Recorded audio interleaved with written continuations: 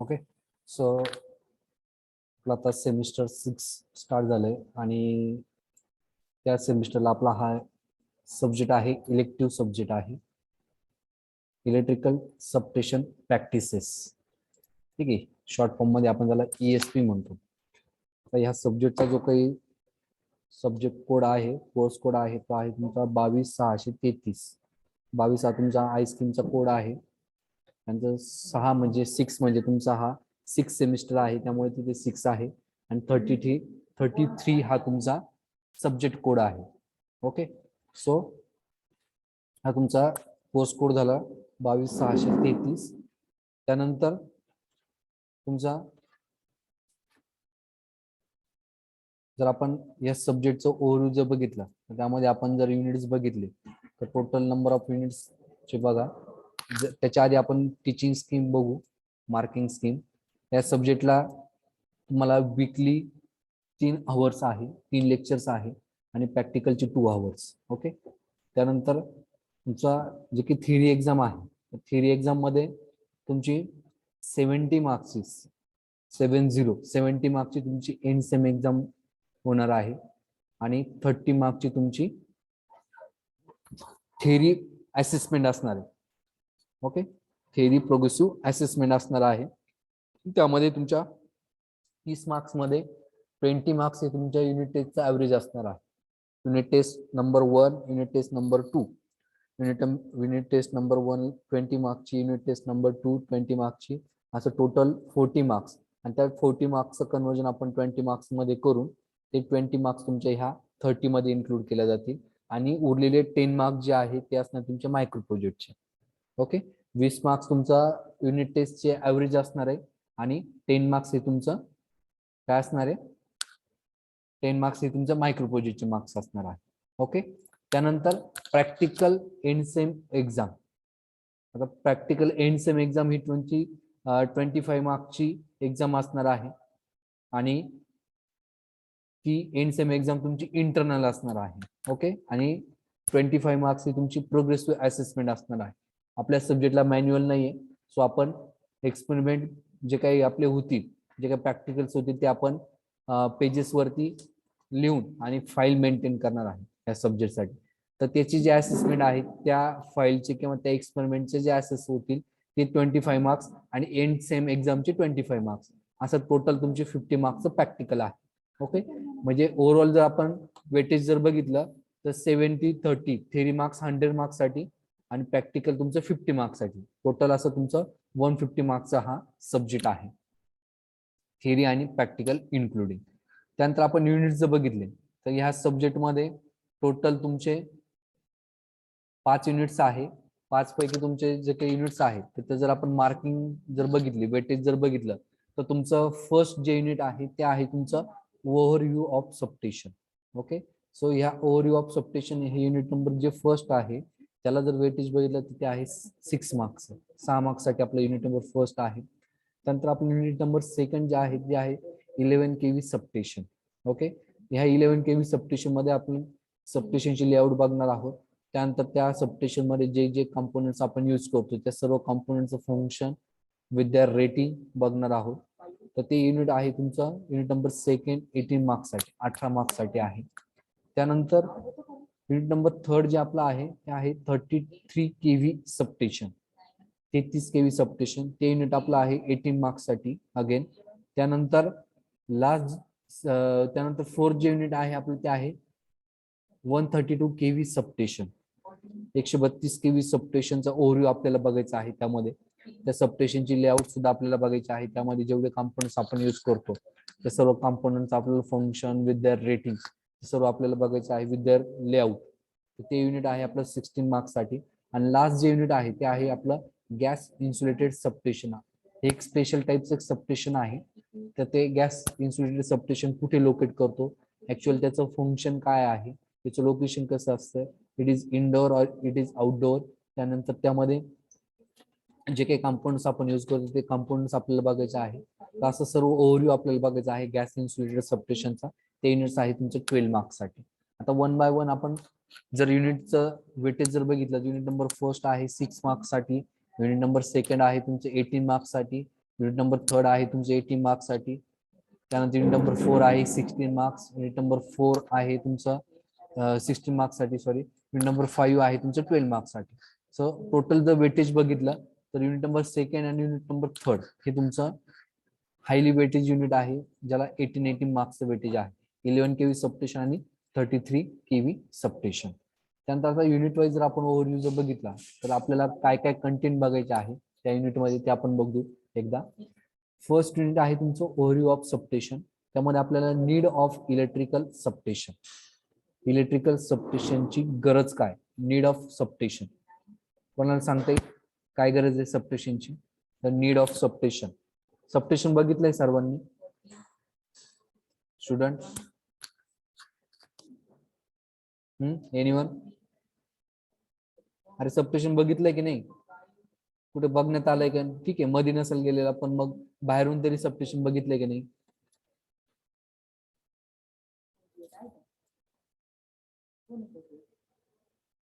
आवाज येतोय स्टुडंट माझा?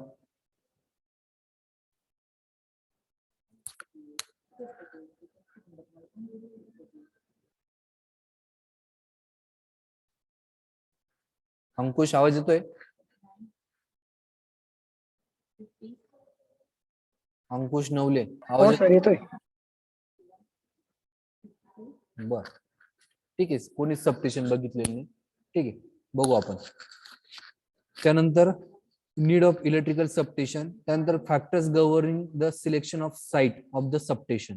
ज्या पद्धतीने आपण पॉवर प्लॅन लोकेट करत असतो, पॉवर प्लॅन लोकेट करत असताना आपल्याला ज्यावेळेस साईट सिलेक्शन फॅक्टर्स आपण आधी कन्सिडर करत असतो, त्याच पद्धतीने ज्यावेळेस सबस्टेशन आपण इन्स्टॉल करतो किंवा लोकेट करत असतो तर त्यावेळेस आपल्याला साईट सिलेक्शन फॅक्टर्स त्या ठिकाणी कन्सिडर करावं लागतात. So site selection factors for substation. त्यानंतर classification of substation based on voltage level. Voltage level नुसार जे काही सबस्टेशनचे टाइप्स पडतात ते आपल्याला बघायचे आहे. त्यानंतर अकॉर्डिंग टू द कन्स्ट्रक्शन नुसार सबस्टेशनचे टाइप्स पडतात. एक असतं इनडोअर सबस्टेशन, एक असतं आउटडोअर सबस्टेशन, ते आपल्याला बघायचं आहे. त्यानंतर ऍप्लिकेशन्स बघायचे आहे सबस्टेशनचे. त्यानंतर various symbols use in a single line diagram. ज्यावेळेस आपण सिंगल लाईन डायग्राम ड्रॉ करत असतो, पॉवर सिस्टीमची जर आपण सिंगल लाईन डायग्राम जर ड्रॉ करायची जर ठरली तर generating station, transmission substation, distribution substation आणि त्यानंतर कंझ्युमर एंड. सो त्यावेळेस आपण जनरेटिंग स्टेशन जर आपल्याला ड्रॉ करायचं असेल in the form of single line diagram, त्यावेळेस आपण त्या ठिकाणी एक सिंबल जनरेटरचा सिंबल ड्रॉ करत असतो. त्यानंतर ट्रान्सफॉर्मरचं जर आपल्याला जर रिप्रेझेंटिंग करायचं असेल तर सिंपली आपण एक प्रायमरी वाइंडिंग, सेकंडरी वाइंडिंग, त्यानंतर एक कोर, अशा पद्धतीने त्याचं रिप्रेझेंट करत असतो सिंगल लाईन डायग्राम मध्ये. सर्किट ब्रेकर, आयसोलेटर्स, फ्यूज, हे सर्वच जे काही सिंबॉलिक रिप्रेझेंटेशन आहे, ज्यावेळेस आपण सिंगल लाईन डायग्राम ड्रॉ करतो त्यावेळेस आपल्याला सर्व जे काही इक्विपमेंट्स आहे किंवा मशीन्स आहेत ते आपल्याला सिंबॉलिकली त्या ठिकाणी ड्रॉ करावं लागतं. सो जे काही सिम्बॉल्स आपण यूज करतो किंवा ट्रान्सफॉर्मर मध्ये जेवढे कॉम्पोनंट्स आहेत त्या सर्व कॉम्पोनंट्सचं जे काही सिंबॉलिक रिप्रेझेंटेशन आहे ते आपल्याला बघायचं आहे फर्स्ट पॉइंट मध्ये. त्यानंतर आपला सेकंड पॉइंट आहे conductor use in main bus and auxiliary bus for 11 kV, 33 kV as well as 132 kV substation and double pole structure transmission. Okay, so जे काही मेन बस बार्स असतात, जे काही कंडक्टर्स असतात 11 kV सबस्टेशन मध्ये किंवा 33 kV substation मध्ये किंवा 132 kV सबस्टेशन मध्ये किंवा ऑक्झिलरी बस जे असतात, सो त्या बसचं जे काही मटेरियल आपण यूज करतो ते मटेरियल कोणतं असतं? ठीक आहे, conductor use in main bus and auxiliary bus substation, ते आपल्याला बघायचं आहे. त्यानंतर टिपिकल अर्थ resistance value of various substation and structure as per I rules, Indian electricity rules नुसार जे आपण अर्थ रेजिस्टन्सच्या ज्या व्हॅल्यूज आहेत, 11 kV सबस्टेशन साठी अर्थ रेजिस्टन्सची व्हॅल्यू किती आहे, 33 kV सबस्टेशन साठी रेजिस्टन्सची व्हॅल्यू किती आहे, 132 kV सबस्टेशन साठी रेजिस्टन्सची व्हॅल्यू किती आहे, ते आपल्याला बघायचं आहे. ओके, त्यानंतर टॉवर्स किंवा ट्रान्समिशन पोल्स असतील तर त्या पोलसाठी किंवा टॉवरसाठी त्या रेजिस्टन्सची व्हॅल्यू किती आहे ते सुद्धा आपल्याला यामध्ये बघायचं आहे. ओके, त्यानंतर लास्ट पॉइंट आपल्याला हे युनिट मध्ये बघायचा आहे तो आहे general safety rules to be followed to minimise the risk of electrical hazards in substation. ज्यावेळेस आपण लॅब्स मध्ये येतो किंवा आपल्या मशीन लॅब मध्ये किंवा आपल्या ज्या काही प्रॅक्टिकल लॅब मध्ये आपण येतो, त्यावेळेस जे आपण प्रिकॉशन्स किंवा सेफ्टी रूल्स आपण जे काही फॉलो करतो, तर ते सर्व जे काही सेफ्टी प्रिकॉशन्स आहे किंवा जे इंजिनियर्स आहे, टेक्निशियन्स आहे, जे सबस्टेशन मध्ये वर्क करतात, तर ते त्यांच्यासाठी जे काही सेफ्टी रूल्स आहे, सेफ्टी इक्विपमेंट्स आहे, ते वेअर करणं गरजेचं आहे. त्याशिवाय ते ऑपरेटर्स म्हणा किंवा ते इंजिनियर्स त्या ठिकाणी, त्या टेक्निशियन्स त्या ठिकाणी काम करत नाही. सो जे काही सेफ्टी रूल्स आहे, जे आपण सबस्टेशन मध्ये गेल्यानंतर फॉलो करणं गरजेचं आहे, तर ते सर्व सेफ्टी रूल्स आपल्याला बघायचे आहे. General safety rules to be followed to minimise the risk of electrical hazards in substation.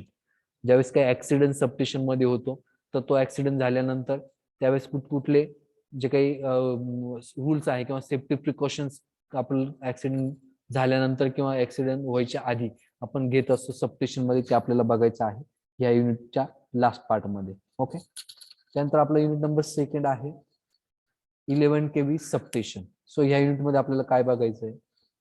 11 kV substation मध्ये आपल्याला, या युनिट मध्ये आपल्याला need of pole mounted and plinth mounted substation, pole mounted substation आणि plinth mounted substation. आपण जर pole mounted substation जर आपण सर्वांनी बघितलं असेल, it is located near to the load centre. आपला कॉलेज जरी आपण कन्सिडर केलं तर आपल्या कॉलेजच्या कॅम्पसच्या शेजारी पोल माउंटेड सबस्टेशन, ज्याला आपण डीपी म्हणतो, सो ते ऍक्च्युली पोल माउंटेड सबस्टेशन असतं. तर पोल माउंटेड सबस्टेशनची गरज काय? What is the need of pole mounted substation or plinth mounted substation? आता हा जो काही पोल माउंटेड सबस्टेशन जे असतात ते near to the load centre और near to the consumer end असतं. तर त्या ठिकाणी आपल्याला अकॉर्डिंग टू द ऍप्लिकेशन और अकॉर्डिंग टू द कंझ्युमरच्या टाईपनुसार, कंझ्युमरच्या नेचरनुसार आपल्याला त्या ठिकाणी सप्लाय देणं गरजेचं असतं. जर 3 फेज कंझ्युमर असेल तर आपल्याला जे काही इन्कम आलेलं असेल 11 kV, तर त्याला आपल्याला 440 व्होल्ट स्टेप डाऊन करणं गरजेचं असतं. सो जो काही पोल माउंटेड सबस्टेशन असतं त्या सबस्टेशन वरती एक ट्रान्सफॉर्मर त्या ठिकाणी आपण इन्स्टॉल केलेला असतो आणि तो स्टेप डाऊन ट्रान्सफॉर्मर असतो. तर त्या ट्रान्सफॉर्मरला 11 kV हे इनकमर असतं आणि 3 फेज कंझ्युमरला जर 440 व्होल्ट आपल्याला जर सप्लाय द्यायचा असेल तर त्या ट्रान्सफॉर्मर यूज करून आपण तो जो काही 11 kV आहे तो स्टेप डाऊन करून 440 व्होल्ट पर्यंत आपण ते स्टेप डाऊन करून त्या कंझ्युमरची जी काही नीड आहे ते आपण काय करतो असतो, फुलफिल करतो असतो. सो आपल्याला ते बघायचं आहे, need of pole mounted as well as plane mounted substation. त्यानंतर आपल्याला 11 kV by 440 volt pole mounted substation equipment, their accessories as well as function. त्यानंतर आपल्याला त्या सबस्टेशनची सिंगल लाईन डायग्राम सुद्धा ड्रॉ करायची आहे. त्यानंतर रेटिंग आणि 3 phase transformer, lighting arrester, metering current ज्याला आपण सिटी म्हणतो, मीटरिंग व्होल्टेज ज्याला आपण पीटी म्हणतो, एअर ब्रेक स्विच ज्याला एबी स्विच आपण म्हणतो, ड्रॉपआउट स्विच किंवा ड्रॉपआउट फ्यूज आपण ज्याला म्हणतो, आपण डीओ गेला हे सुद्धा म्हणत असतो, टेक्निकल भाषेत त्याला आपण ड्रॉपआउट फ्यूज म्हणतो. त्यानंतर इन्सुलेटर आणि डिस्ट्रीब्युशन बॉक्स. तर ही जे काही जेवढे मी इक्विपमेंट्स वाचले, ते जेवढे ऍसेसरीज वाचल्या, त्या सर्व ऍसेसरीज तुमच्या त्या पोल माउंटेड सबस्टेशन वरती आपण इन्स्टॉल केलेल्या असतात. सो जे काही इक्विपमेंट्स किंवा जे काही ऍसेसरीज आपण पोल माउंटेड सबस्टेशन वरती आपण युज करतो, ते सर्व आपल्याला बघायचं आहे. त्यांचं फंक्शन आपल्याला बघायचं आहे. लाइटनिंग अरेस्टरचं काय फंक्शन आहे, सिटीचं काय फंक्शन आहे, पीटीचं काय फंक्शन आहे, एअरबॅग स्विचचं काय फंक्शन आहे, ड्रॉपआउट फ्यूज कुठे यूज करतो त्याचं काय फंक्शन आहे, इन्सुलेटर आपण कशासाठी यूज करतो, त्याचं लोकेशन एक्झॅक्ट कुठे असतं पोल माउंटेड सबस्टेशन वरती ते आपल्याला बघायचं आहे. डिस्ट्रीब्युशन बॉक्स कशासाठी यूज करतो तो आपल्याला बघायचा आहे. हे सर्व जे काही ऍसेसरीज आपण पोल माउंटेड सबस्टेशन वरती 11 kV by 440 volt pole mounted substation, त्याला पण आपण सबस्टेशनच म्हणतो, 11 kV substation, 11 kV by 440 volt pole mounted substation. Actually it is a pole mounted or plinth mounted substation. Okay, त्यानंतर नेक्स्ट पार्ट आपल्याला ह्या युनिट मध्ये बघायचा आहे, layout and single line diagram of pole mounted substation. आता single line diagram ज्यावेळेस आपण बघू त्यावेळेस सिम्पली त्यावरती 11 kV इनकमर असणार आहे आणि ट्रान्सफॉर्मरचं जे आउटपुट आहे ते 440 व्होल्ट आउटपुट असणार आहे. तर त्यामध्ये तुमचे बसबार्स आले, कंडक्टर्स आले, त्यानंतर मग तुमचा लाइटनिंग अरेस्टर आहे, सिटी असणार आहे, पीटी असणार आहे, त्यानंतर एअरब्रेक स्विच असणार आहे, ड्रॉपआउट फ्यूज असणार आहे, इन्सुलेटर असणार आहे आणि डिस्ट्रीब्युशन बॉक्स असणार आहे. हे सर्व जे काही ऍसेसरीज आहे हे त्या S type pole mounted substation वरती माउंट केलेले असतात. तर एस टाईप मी का म्हटलं, तर 2 पोल असतात आणि त्यामध्ये एस टाईपचं थोडक्यात एक एस टाईपचं ते कन्स्ट्रक्शन असतं आणि त्या एस टाईपच्या कन्स्ट्रक्शन वरती आपण हा ट्रान्सफॉर्मर काय केलेला असतो, इन्स्टॉल केलेला असतो. त्यामुळे त्याला आपण pole mounted S type substation म्हणत असतो. ठीक आहे. त्यानंतर नेक्स्ट पार्ट आपल्याला त्यामध्ये बघायचं आहे या युनिटमध्ये, insulation resistance measurement. So insulation resistance आपण कसा मेजर करतो, त्यासाठी आपण कुठलं इक्विपमेंट यूज करतो, त्याच्या स्टँडर्ड व्हॅल्यूज काय आहे ते आपल्याला बघायचं आहे इन्सुलेशन रेजिस्टन्स मेजरमेंट मध्ये. त्यानंतर नेक्स्ट पॉईंट आपल्याला बघायचा आहे अर्थिंग. आता अर्थिंग कशासाठी यूज करतो आपण, गरज काय, नेसेसिटी ऑफ अर्थिंग ते सर्वांना माहित आहे. तो पॉईंट आपल्याला इथे बघायचा आहे. अर्थिंगचे टाइप्स आहे, प्लेट अर्थिंग, पाईप अर्थिंग ते आपल्याला बघायचं आहे. सिस्टीम अर्थिंग काय असतं, इक्विपमेंट अर्थिंग काय असतं ते आपल्याला बघायचं आहे. इक्विपमेंट अर्थिंग आणि सिस्टीम अर्थिंग हे दोन वेगळ्या कन्सेप्ट आहे, ते सुद्धा आपल्याला पॉईंट मध्ये बघायचं आहे. Earthing, what is mean by earthing, need of earthing, types of earthing. Okay. त्यानंतर इक्विपमेंट अर्थिंग आणि सिस्टीम अर्थिंग बघायचं आहे. त्यानंतर नेक्स्ट पॉईंट आपल्याला ह्या युनिट मध्ये बघायचा आहे तो आहे अर्थ resistance measurement and method of improving अर्थ रेजिस्टन्स. अर्थ रेजिस्टन्स मेजर कसा करतो आपण ते आपल्याला बघायचं आहे. मेथड ऑफ इम्प्रूव्हिंग अर्थ रेजिस्टन्स, तो अर्थ रेजिस्टन्स आपल्याला इम्प्रूव्ह करण्यासाठी किंवा मेंटेन करण्यासाठी आपण कुठकुठल्या मेथड्स यूज करतो ते आपल्याला बघायचं आहे. त्यानंतर सेकंड लास्ट पॉईंट आपल्याला युनिट नंबर 2 मध्ये बघायचा आहे तो आहे तुमचा मेंटेनन्स. मेंटेनन्सचे डिफरंट टाइप्स आहेत, प्रिव्हेंटिव्ह मेंटेनन्स, रुटीन मेंटेनन्स आणि त्यानंतर ब्रेकडाऊन मेंटेनन्स असे टाइप्स आहे. रुटीन, प्रिव्हेंटिव्ह आणि ब्रेकडाऊन. आता रुटीन मेंटेनन्स म्हणजे काय, जो आपण रेग्युलर मेंटेनन्स करत असतो, आपल्या घरी जी काही व्हेकल आहे किंवा मोटर बाईक आहे तर ती आपण डेली तिचा 2000 किलोमीटर फिरल्यानंतर किंवा 6 महिने झाल्यानंतर, वर्ष झाल्यानंतर तिचा आपण इंजिन ऑइल चेंज करत असतो, एअर फिल्टर चेंज करत असतो. मग हा झाला तुमचा रुटीन मेंटेनन्स. त्यानंतर प्रिव्हेंटिव्ह मेंटेनन्स, एखाद्या ठिकाणी आपल्याला ऑब्झर्वेशन थ्रू आपल्याला कळतंय की ते कुठेतरी स्पार्क होतंय, सबस्टेशन मध्ये कुठेतरी इन्सुलेशन कुठेतरी ब्रेक झालेला आहे, तिथे कुठेतरी स्पार्किंग होतंय, हा स्क्रू कुठेतरी लूज झालेला आहे, तो टाईट करणं गरजेचं आहे. तर ते फॉल्ट होण्याच्या आधी आपण प्रिव्हेन्शन घेतो, तर त्याला आपण म्हणतो प्रिव्हेंटिव्ह मेंटेनन्स. ओके. फॉल्ट होण्याच्या अगोदर जो मेंटेनन्स आपण करतो त्याला आपण म्हणतो प्रिव्हेंटिव्ह मेंटेनन्स. त्यानंतर जो लास्ट टाइप आहे तो आहे तुमचा ब्रेकडाऊन मेंटेनन्स. आता ब्रेकडाऊन मेंटेनन्स म्हणजे काय, ज्यावेळेस फॉल्ट झाला आणि पूर्ण सिस्टीम कोलॅप्स झाली किंवा ब्रेक झाली, ठीक आहे, सबस्टेशन मध्ये फॉल्ट झाला, ट्रान्सफॉर्मर तुमचा खराब झाला आणि त्या ठिकाणी कुठला तरी तुमचा एखादा ब्रेकर किंवा एखादी ट्रान्सफॉर्मरची वाइंडिंग बंद झाली आणि त्यानंतर मग त्या ट्रान्सफॉर्मरचं किंवा त्या इक्विपमेंटचं आपण काय करतो, रिपेअरिंग करतोय किंवा मेंटेनन्स करतोय, ते झाला तुमचा ब्रेकडाऊन मेंटेनन्स.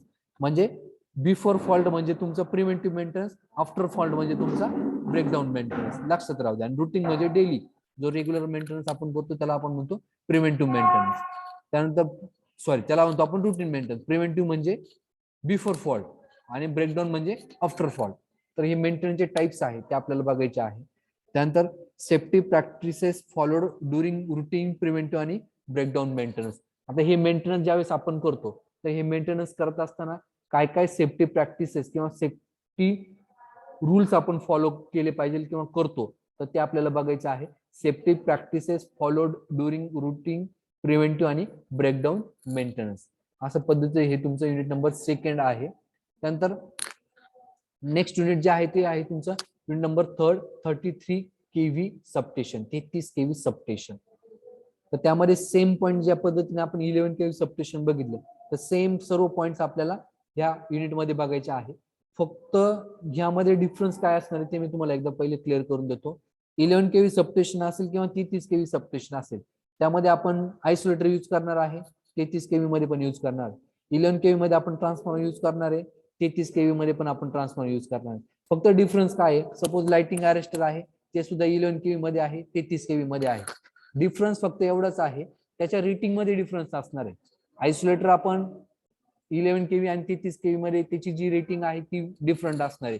11 केव्ही मध्ये कमी रेटिंगचा आपण यूज करणार आहे, 33 केव्ही मध्ये जास्त रेटिंगचा असणार आहे. ट्रान्सफॉर्मरची रेटिंग 11 केव्ही मध्ये वेगळे असणार आहे, 33 केव्ही मध्ये वेगळे असणार आहे. आयसोलेटर असेल, लाइटिंग अरेस्टर असेल, सर्व इक्विपमेंट्स किंवा सर्व ऍक्सेसरीज आपण सबस्टेशन मध्ये यूज करणार आहे. मग ते कुठलंही सबस्टेशन असेल, 11 असेल, 33 असेल किंवा 132 केव्ही सबस्टेशन असेल, सर्व सबस्टेशन मध्ये आपण हे ऍक्सेसरीज किंवा इक्विपमेंट यूज करणार आहे. फक्त त्याच्या रेटिंग ह्या डिफरंट असणार आहे.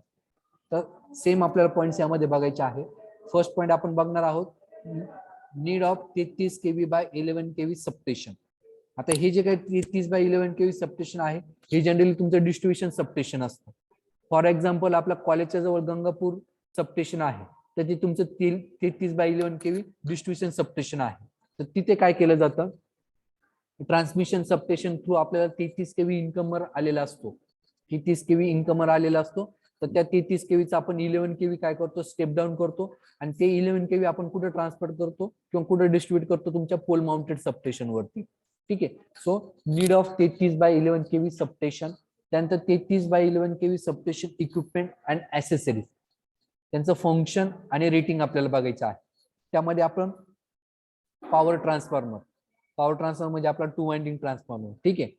मग ह्या सबस्टेशन मध्ये तो ट्रान्सफॉर्मर कुठला असणार आहे, स्टेप डाऊन ट्रान्सफॉर्मर असणार आहे. ओके, जिथे आपण 33 ला 11 केव्ही स्टेप डाऊन करतोय. त्यानंतर lightning arrester, lightning stroke arrest करण्यासाठी आपण हा लाइटनिंग अरेस्टर यूज करतो. त्यानंतर सिटी, पीटी, त्यानंतर एसटी फ्यूज, हाय टेन्शन फ्यूज, आयसोलेटिंग स्विच ज्याला आपण आयसोलेटर्स म्हणतो, इन्सुलेटर्स असतात, कंट्रोल अँड रिले पॅनल्स असतात, स्टेशन ट्रान्सफॉर्मर असतो, कॅपॅसिटर बँक असते, बॅटरी असते, चार्जर असतात आणि सर्किट ब्रेकर्स असतात. हे सर्व इक्विपमेंट्स, हे सर्व ऍक्सेसरीज आपण 33 बाय 11 केव्ही सबस्टेशन मध्ये यूज करतो.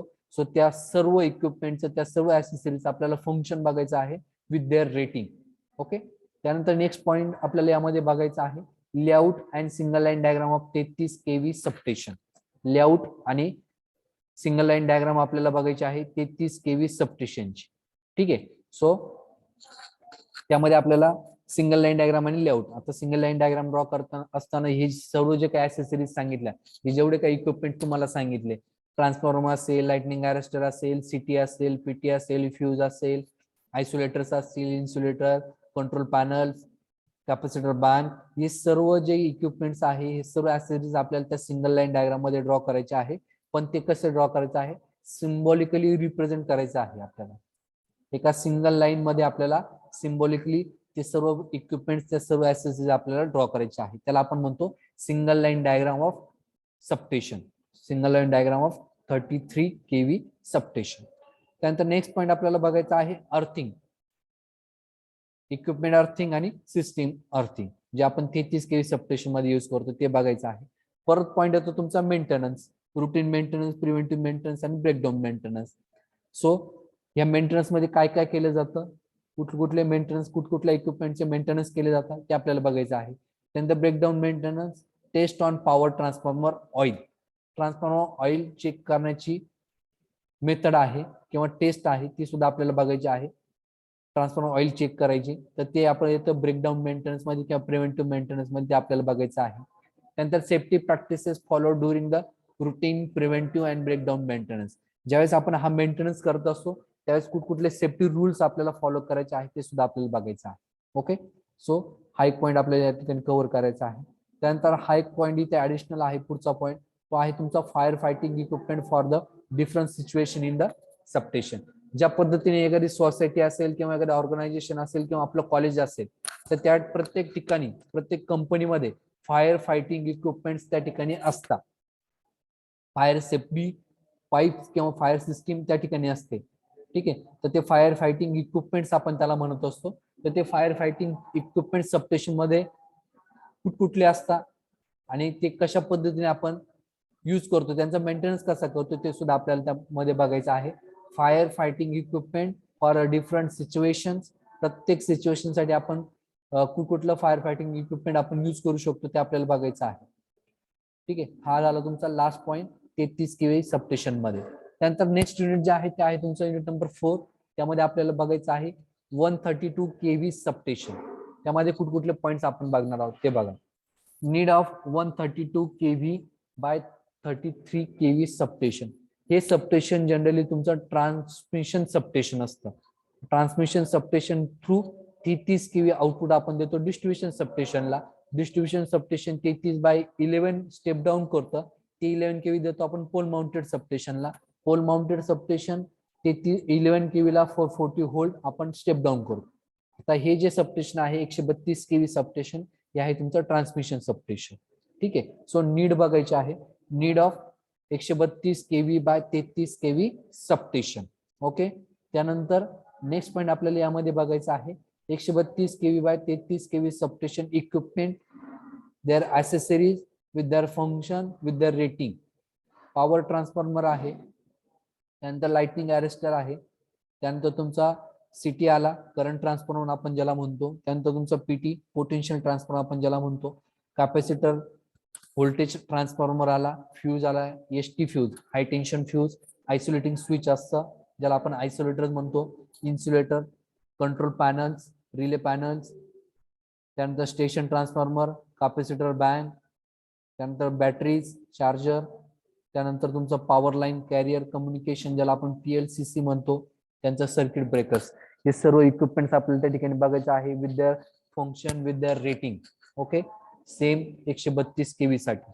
त्यानंतर पुढचा पॉईंट आपल्याला बघायचा आहे single line diagram of 132 kV by 33 kV substation. 132 kV by 33 kV substation साठी आपल्याला सिंगल लाईन डायग्राम ड्रॉ करायचे आहे. जेवढे इक्विपमेंट्स आपण बघितले, जेवढ्या ॲसेसरीज आपण बघितल्या, सर्व इक्विपमेंट्स आणि त्यांच्या ॲसेसरी किंवा जे इक्विपमेंट्स आहे ते आपल्याला सिम्बॉलिकली एका सिंगल लाईन डायग्राम मध्ये ड्रॉ करायचे आहे. त्याला म्हणतो आपण सिंगल लाईन डायग्राम. त्यानंतर नेक्स्ट पॉईंट सेम आपल्याला बघायचं आहे अर्थिंग. ठीक आहे, सो अर्थिंग मध्ये इक्विपमेंट अर्थिंग आली, त्यानंतर सिस्टीम अर्थिंग आली. त्यात सर्व जे अर्थिंगचे टाइप्स आहे किंवा अर्थिंगची गरज काय ते आपल्याला बघायचं आहे. अर्थिंग, इक्विपमेंट अर्थिंग काय असते, सिस्टीम अर्थिंग काय असते ते सुद्धा आपल्याला बघायचं आहे. त्यानंतर step potential, touch potential, mesh potential, transfer potential, अर्थ मॅट और ग्रिड. ही स्टेप पोटेन्शियल कन्सेप्ट काय आहे ते सुद्धा आपल्याला बघायचं आहे. ठीक आहे, ज्यावेळेस एखाद्या सिस्टीम मध्ये फॉल्ट होतो, ठीक आहे, तर त्यावेळेस त्या सिस्टीम मध्ये वर्क करत असताना ही स्टेप पोटेन्शियल कन्सेप्ट आपल्याला कामाला येते. तर ती स्टेप पोटेन्शियल कन्सेप्ट काय आहे ते आपल्याला बघायचं आहे. त्यानंतर नेक्स्ट पॉईंट आपल्याला बघायचं आहे fire fighting equipment for the different situation in the substation. जे काही फायर फायटिंग इक्विपमेंट्स आपण सबस्टेशन मध्ये यूज करतो, तर ते इक्विपमेंट्स आपल्याला बघायचं आहे, त्यांचं फंक्शन्स आपल्याला बघायचं आहे. त्यानंतर अजून एक पॉईंट यामध्ये ऍड झालेला आहे 132 kV सबस्टेशन मध्ये, तो आहे non contact type thermal sensor to locate and record hotspot in a substation.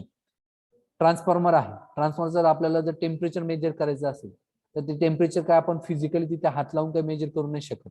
Okay, so त्याला आपल्याला non contactable type thermal sensor त्या ठिकाणी असणं गरजेचं आहे. मी एक्झाम्पल दिलं ट्रान्सफॉर्मर, त्या ठिकाणी ब्रेकर्स असतील, आयसोलेटर्स असतील, फ्यूज असतील, तर हे जे काही किंवा काही पॅनल्स असतील त्या ठिकाणी जर आपल्याला टेम्परेचर मेजर करायचं असेल तर त्यासाठी आपल्याला हाय व्होल्टेज सर्व इक्विपमेंट त्या ठिकाणी असणार. 132 kV म्हणजे त्या ठिकाणी सर्व जे इक्विपमेंट्स आहे ते हाय टेन्शन इक्विपमेंट त्या ठिकाणी असणार आहे. आणि ह्या इक्विपमेंट जर आपल्याला जर टेम्परेचर मेजर करायचं असेल, टेम्परेचर सेन्स जर करायचं असेल, तर आपल्याला non contactable type thermal sensor त्या ठिकाणी असणं गरजेचं आहे. So non contact type thermal sensor to locate and record hotspot. Hotspot म्हणजे ज्या ठिकाणी टेम्परेचर जास्त असतं तर त्या स्पॉटला आपण म्हणतो हॉटस्पॉट इन अ सबस्टेशन. तर ते आपल्याला मेजर करण्यासाठी non contactable type thermal metre असणं गरजेचं आहे. तर तो पॉईंट आपल्याला युनिट नंबर 4 मध्ये 132 kV सबस्टेशन मध्ये आपल्याला बघायचं आहे. त्यानंतर आपल्या सिलेबस मध्ये आपलं लास्ट युनिट जे आहे ते आहे गॅस इन्सुलेटेड सबस्टेशन. तर ह्या सबस्टेशन मध्ये आपल्याला काय ह्या युनिट मध्ये आपल्याला काय बघायचं आहे, need of gas insulated substation. Gas insulated सबस्टेशनची गरज काय, necessity of gas insulated substation आपल्याला बघायचं आहे. Essential parts of gas insulated substation. या सबस्टेशन मध्ये जे काही इक्विपमेंट्स आपण यूज करतो ते आपल्याला बघायचे आहे. त्यानंतर advantages of GIS substation, advantages of gas insulated substation, drawbacks of gas insulated substation, single line diagram of GIS substation, त्यानंतर partial discharge monitoring, partial discharge monitoring of gas insulated substation, त्यानंतर safety practices followed during the routing preventive breakdown maintenance.